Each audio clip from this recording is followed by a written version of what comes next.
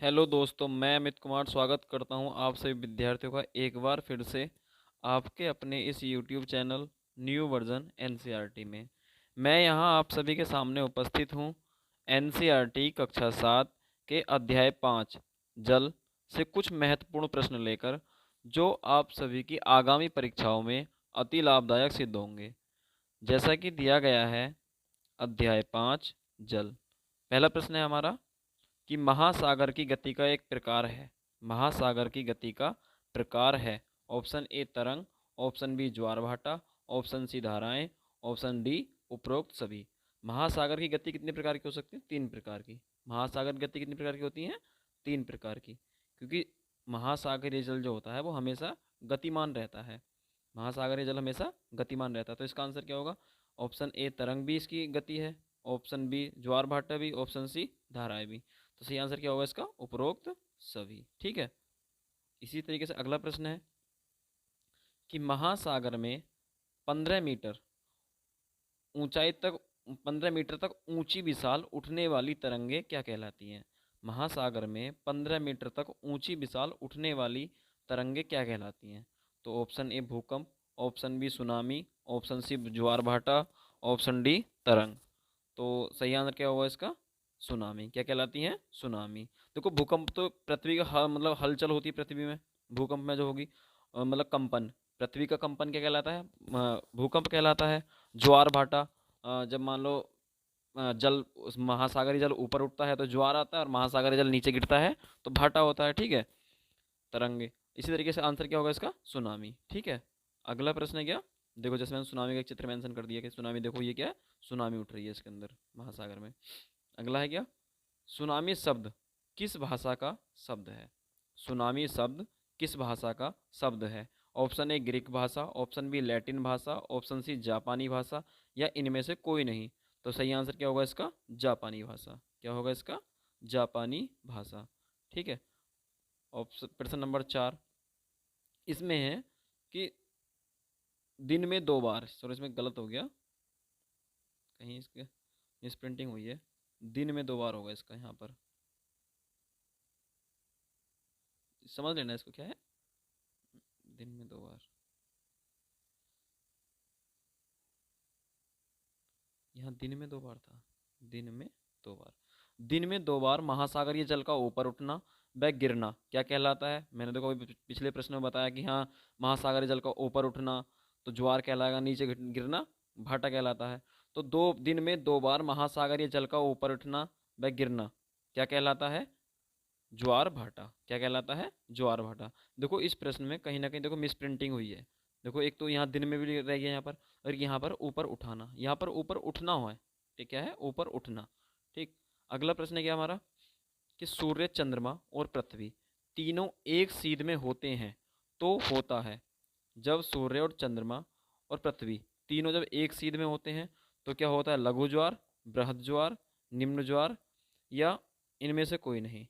अब क्या है, तुम खुद सोचो, क्या होगा? लघु ज्वार होगा या बृहद ज्वार होगा या निम्न ज्वार? देखो, सही आंसर क्या होगा? जब पूर्णिमा के दिन, पूर्णिमा व अमावस्या के दिन, जब पूर्णिमा और अमावस्या के दिन सूर्य, चंद्रमा व पृथ्वी एक सीध में होते हैं तो इसी समय सबसे ऊंचे ज्वार उठते हैं। जब इसी समय क्या उठते हैं? सबसे ऊंचे ज्वार उठते हैं। तो इन ज्वारों को क्या बोलते हैं हम? बृहद ज्वार। क्या बोलते हैं? बृहद ज्वार। क्या बोलते हैं? बृहद ज्वार। ठीक है। अगला प्रश्न क्या है? गर्म धाराएं बहती हैं, गर्म धाराएं बहती हैं ध्रुवों से मध्य भूमध्य भूमध्य रेखा की ओर। जैसे मान लो यहाँ पर क्या है, ऊपर से नीचे की ओर बहती है, पहले ऑप्शन में ये कहता है। या फिर भूमध्य रेखा से ध्रुवों की ओर, भूमध्य रेखा से ध्रुवों की ओर, जैसे मान भूमध्य रेखा है, यहाँ से ऊपर की तरफ जाती हैं। या फिर पूरब की ओर जो गर्म धाराएं होती हैं। तो इसका सही आंसर क्या होगा इसका? भूमध्य रेखाओं से ध्रुवों की ओर। भूमध्य रेखा से ध्रुवों की ओर बहती है कौन सी? गर्म धाराएं। ठीक है। इसमें अगला प्रश्न है प्रश्न नंबर 7। जैसा कि दिया है, निम्न में से कौन सी ठंडी धारा है? Option A Gulf Stream, option B Brazil की धारा, ऑप्शन सी बेंगुएला की धारा, ऑप्शन डी फ्लोरिडा की धारा। ठीक है। तो इसमें जो सही आंसर क्या होगा इसका? ठंडी धारा बेंगुएला की धारा। कौन सी धारा है? बेंगुएला की धारा। ठीक है।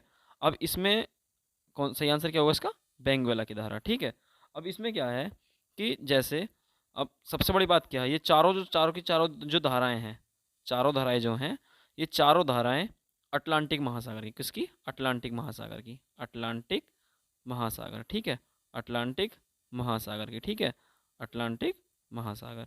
अब इसके अंदर सबसे बड़ी बात क्या कि देखो इसमें दो तो ये जैसे कि इसमें क्या, एक तो गल्फ स्ट्रीम, कौन सी, गल्फ स्ट्रीम, और एक फ्लोरिडा।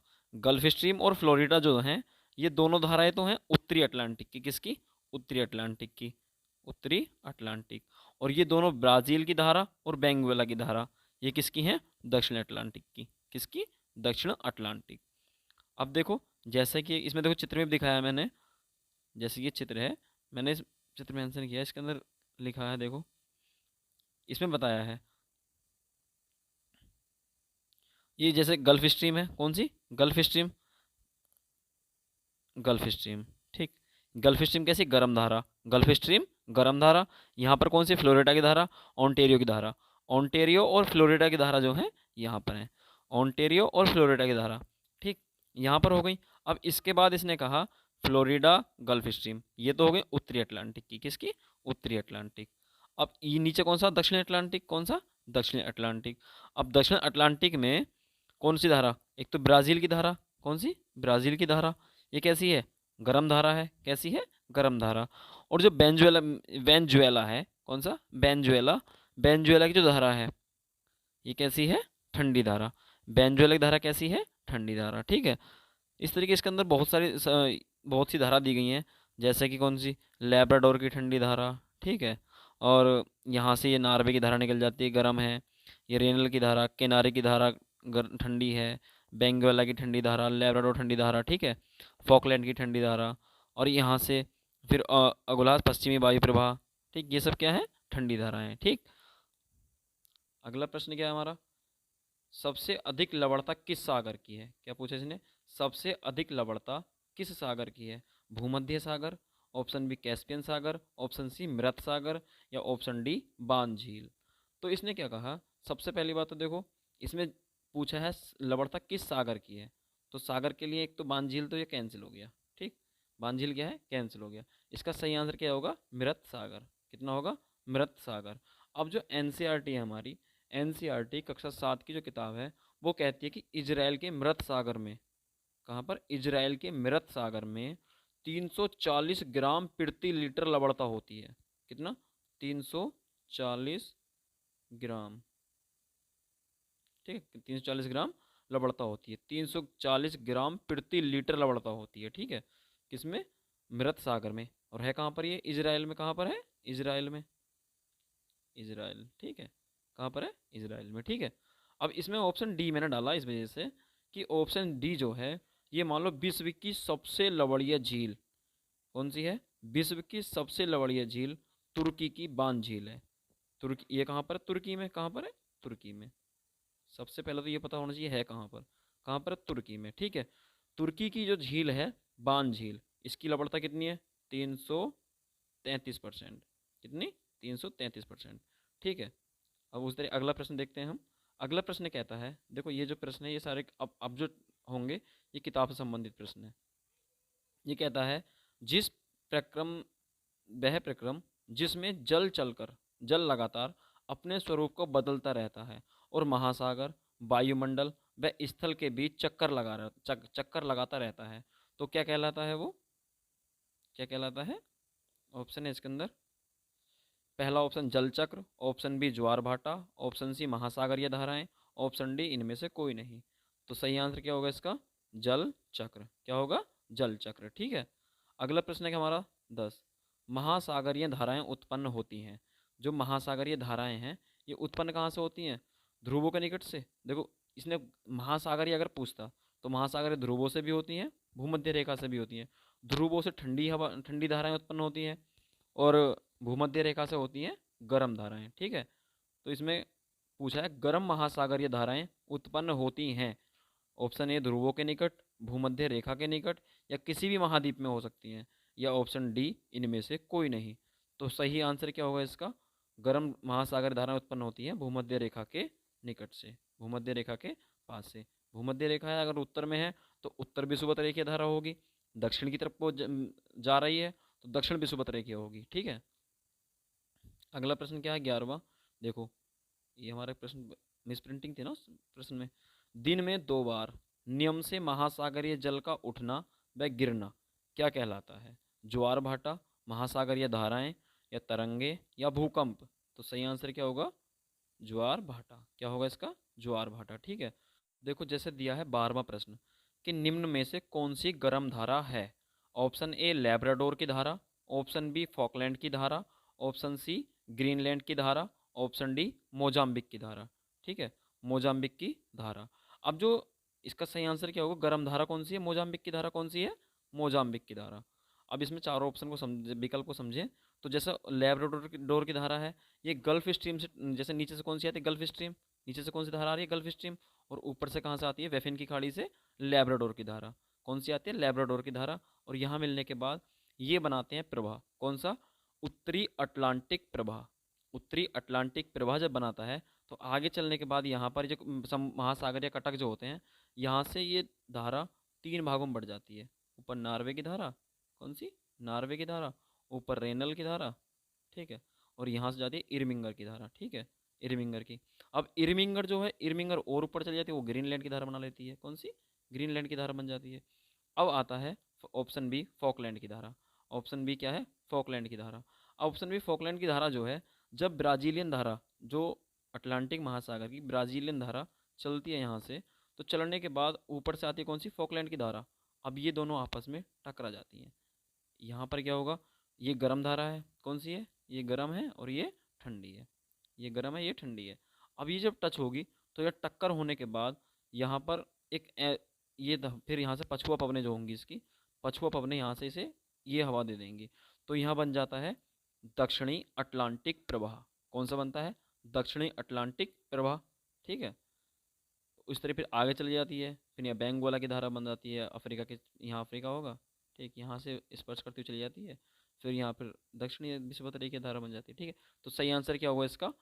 मोजाम्बिक की धारा। मोजाम्बिक की धारा। मोजाम्बिक की धारा जो है किस महासागर के? हिंद महासागर की। किसकी है? हिंद महासागर की। ठीक है, हिंद महासागर की। और ये तीनों जो हैं, ये अटलांटिक महासागर की हैं। अटलांटिक महासागर की। ठीक है, किसकी? अटलांटिक महासागर की। अब देखो, फॉकलैंड ये दक्षिणी अटलांटिक की है, ग्रीनलैंड और लैब्राडोर ये उत्तरी अटलांटिक की है। मोजाम्बिक की धारा जो है, जो हिंद महासागर की जो धारा है, जब भी विषुवत रेखीय जो दक्षिण विषुवत रेखीय धारा जब चलती है तो आगे मेडागास्कर से टकराने के बाद, जो मेडागास्कर द्वीप है उससे टकराने के बाद 2 भागों में बट जाती है। कितने भागों में बढ़ती है? 2 भागों में। जैसे जैसे ये मान लो कि यहाँ से चली और यहाँ पर क्या, मेडागास्कर द्वीप है, और यहाँ से टकराने के बाद इस साइड निकल जाती है और इस साइड निकल जाती है। तो ये जो होती है मोजाम्बिक की धारा। कौन सी? मोजाम्बिक। ठीक। और ये कौन सी थी? मेडागास्कर। कौन सी होती है? मेडागास्कर की। अब आगे चलने के बाद ये धाराएं आपस में मिल जाती हैं। आपस में जब मिलती है तो ये बनती है अगुलहास की धारा। कौन सी बनती है? अगुलहास की। अगुलहास की धारा। ठीक है, अगुलहास की धारा बन जाती है। तो समझ गए होगे लगभग, मोजाम्बिक की धारा। मैं आशा करता हूँ कि मेरे द्वारा पढ़ाया हुआ प्रश्न आपको एक एक समझ में आया होगा और उसके एक एक विकल्प आपको समझ में आए होंगे। अगर कोई विकल्प या कोई प्रश्न ऐसा है जो मेरे द्वारा समझाया हुआ गलत है और आपको सही लगता है, तो उसे एक बार कमेंट सेक्शन में ज़रूर बताएं। ठीक है, धन्यवाद।